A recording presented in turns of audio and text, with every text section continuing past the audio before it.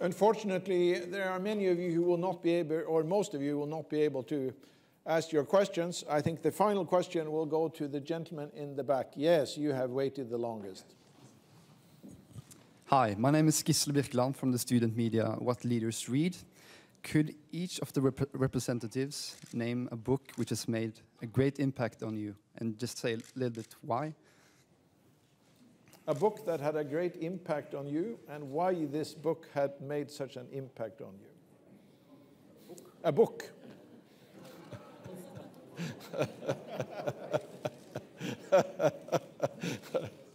Yes? Yeah. Well, yes, of course. Yeah, I mentioned already one book, but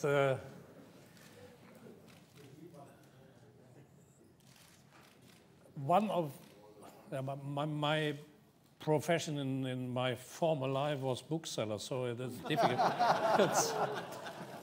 it's difficult for me to make the right choice. But on which is concerning what we are discussing here and what will be the content of the messages of tomorrow and of today and of Tuesday. The book that influenced me most during the last 10 years or 15 years was Eric Hobsbawm.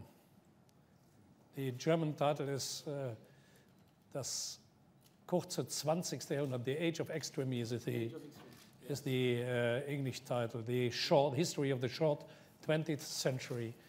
Hobsbawm said the 20th century started in 1914 because the system of the 19th was still valid until 1914.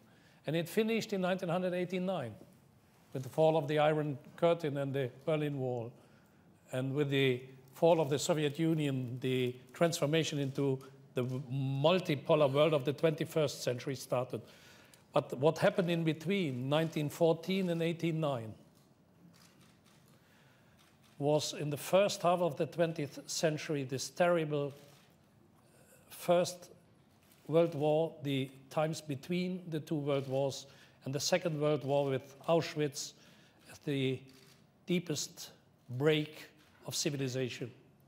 And then the historical answer of the second half of the 20th century to the first half.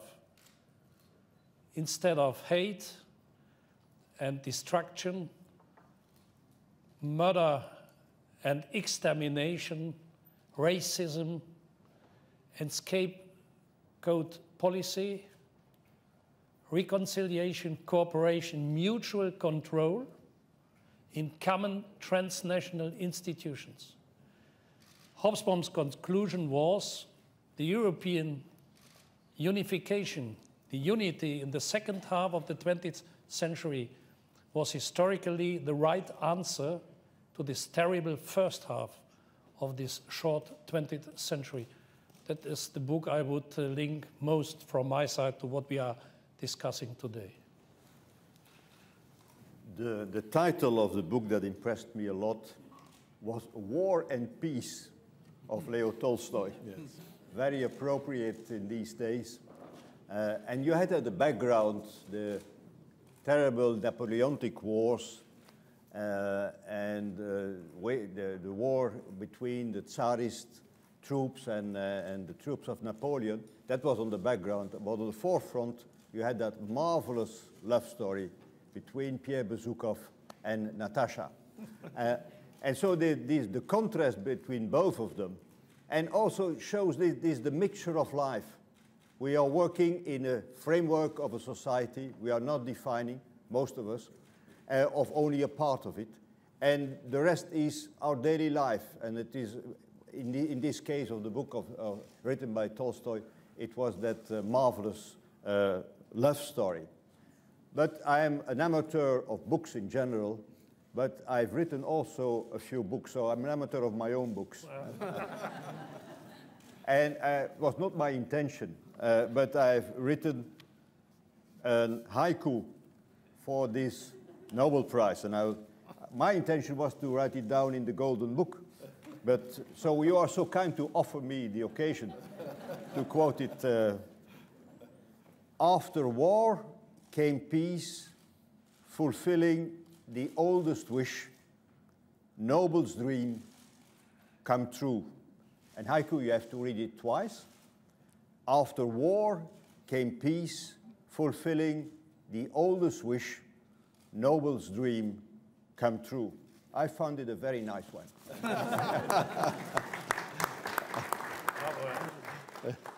Look, I'm a compulsive reader, and so I would like to share with you many of the books I've read in my own language, in Portuguese, also other great European books or international books. But in the subjects that we have been discussing here, there are at least two I will recommend. One is for me the biggest reference in terms of the genius of the European construction. It is the memoir of Jean Monnet. There is a édition de poche, so pocket edition in 2 volumes. It's extremely interesting to understand what was the vision of the genius after the Second World War. Indeed, already during the war, people were thinking, how can we do the reconciliation afterwards? How can we attain a political objective, peace, through economic integration? So this is, for me, the greatest classic in terms of European integration, memoir. But since all my colleagues here spoke also about war, there is a relatively recent book that post-war from Tony Judd. So it's precisely the history of Europe after the Second World War. And for instance, there is a chapter on European integration. It says, you know, Tony Judd, a British-American scholar that died recently in tragic circumstances. And it is, from a contemporary point of view, one of the best descriptions, at least I know, from an historian perspective of what was the evolution of Europe after the Second World War, and how also the European Union, this is only one chapter, but a very important chapter, was a contribution to peace. So if you want some reading for tonight, this can be a good advice, I think.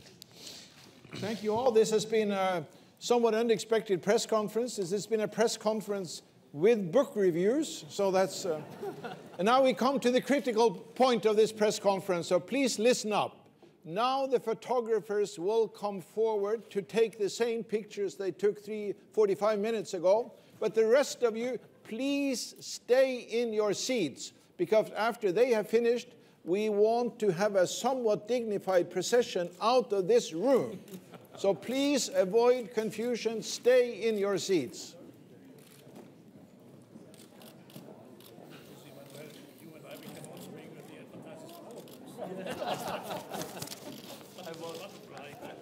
Tydelig godt humør i Nobelinstituttet nede på Drammensveien i Oslo. Det skulle nesten tro det var Nobels litteraturpris som var tema her, men Morten Jentoft, du der nede.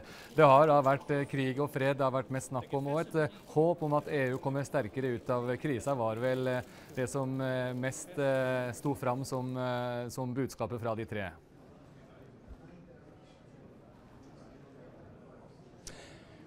Ja, det var jo helt tydelig at det var en fornøyd troika med EU-ledere som satt her i dag. Det helt klart at tildelingen av Nobels fredspris til EU, det en kjærkommen anledning for EUs lederskap til å gå ut av den tøffe hverdagen unionen står midt oppi nå, med kriser i flere EU-land. Sånn at her var det godt humør, og som du sa så ble det jo etter hvert rene litteraturseminaret her, der Martin Schulz, den tyske lederen for EU-parlamentet, trakk fram sin landsmann Thomas Mann som et eksempel, og det ble også diskutert gode gamle russiske forfatteren Leo Tolstojs Krig og fred, som da var Herman for Rompuys favorittlitteratur, sånn at dette var en anledning for EUs ledere, og det kommer nok også resten av disse dagene her i Oslo til å bli. Dette en anledning for EUs ledere å snakke om de store visjonene, snakke om de store verdiene.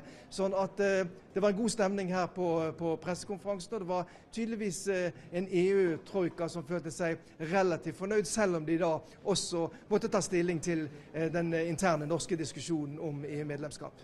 Ja, det hørte vi. La oss komme tilbake til det, Morten. Vi bare sier da til seerne som har kommet til her, at vi har nettopp sendt denne første treffet for de tre representantene for EU, og deres første treff med den norske offentlighet.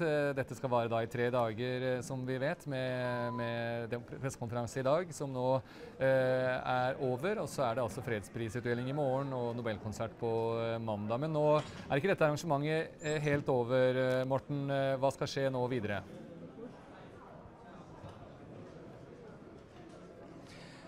Det som skal skje videre her nå,